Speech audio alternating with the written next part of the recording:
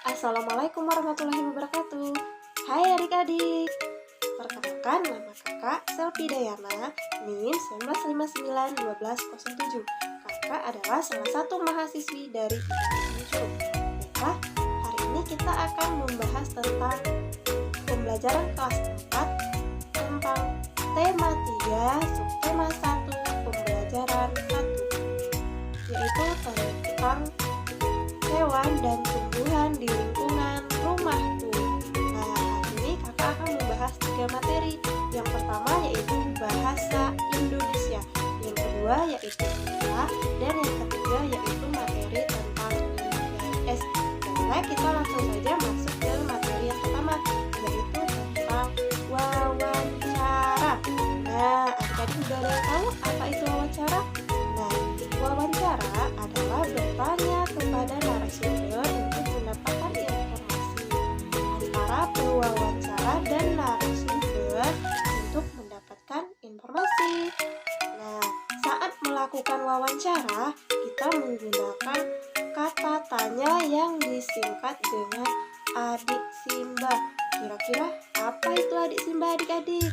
Nah, adik Simba adalah singkatan dari apa, di mana, kapan, siapa, mengapa, dan bagaimana.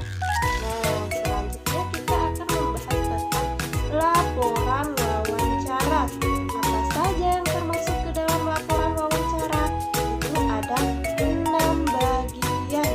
Yang pertama itu adalah latar belakang. Apa itu latar belakang?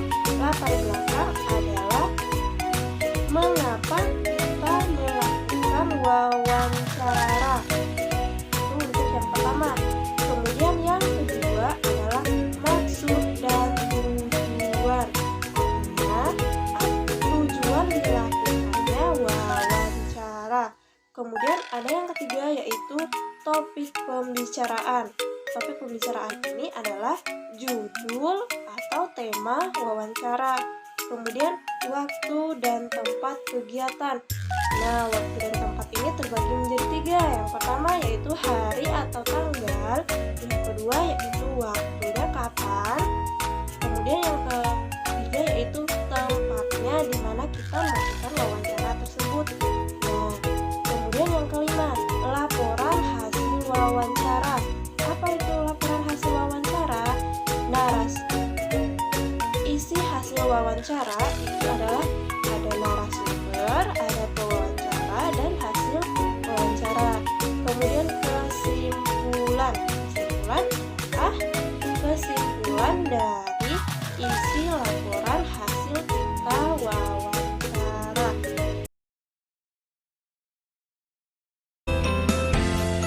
Sebagian besar masyarakat Indonesia mengkonsumsi nasi sebagai makanan pokok. Apakah kamu tahu bahwa nasi berasal dari beras dan beras berasal dari padi? Mari kita mengenal padi. Tahukah kalian makanan yang paling banyak dikonsumsi masyarakat Indonesia? Bacalah teks berikut dalam hati, pahami isinya dengan baik. Baiklah, di sini kakak akan membacakan teks. Padi adalah tanaman yang sangat penting di Indonesia. Padi menghasilkan beras. Banyak penduduk Indonesia yang mengkonsumsinya. Padi dapat tumbuh di daerah panas dengan curah hujan tinggi. Daerah utama penghasil padi adalah Jawa Barat, Jawa Timur, Jawa Tengah, Sulawesi Selatan, dan Sumatera Utara. Karawang, Jawa Barat dikenal sebagai lumbung padi nasional. Pertumbuhan padi dibagi menjadi 3 tahap. Pertama-tama, benih atau biji padi dimasukkan ke dalam karung benih dan direndam 1 malam di dalam air mengalir supaya perkecambahan benih terjadi bersamaan. Selanjutnya, benih-benih ini ditanam di lahan sementara.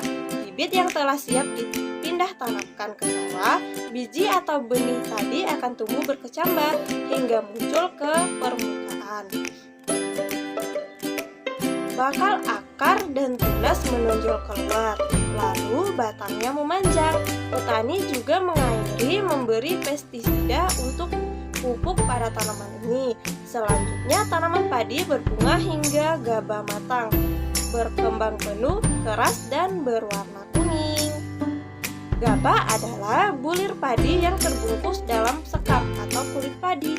Gabah ini nantinya akan menjadi padi.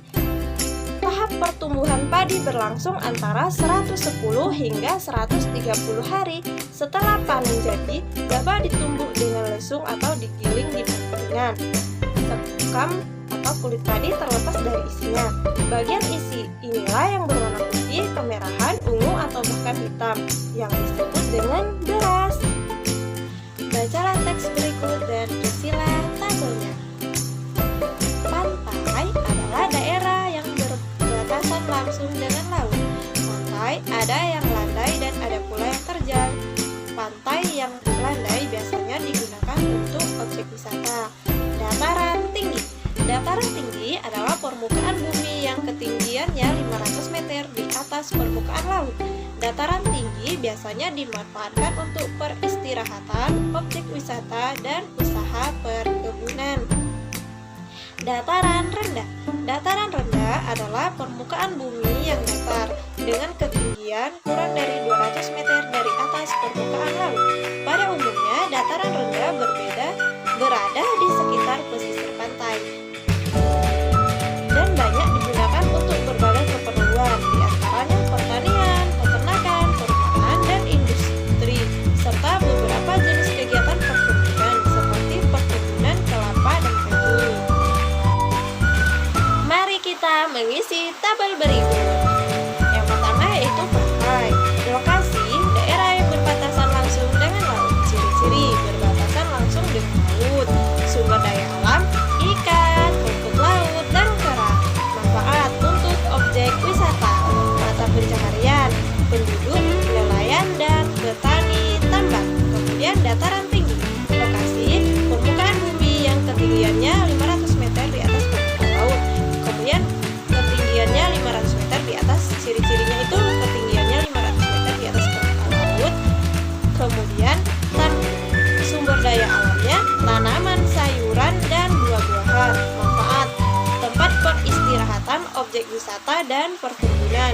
Mata pencaharian penduduknya yaitu petani dan pekebun. Kemudian dataran rendah. Lokasi permukaan bumi yang datar dengan ketinggian kurang dari 200 meter dari permukaan laut.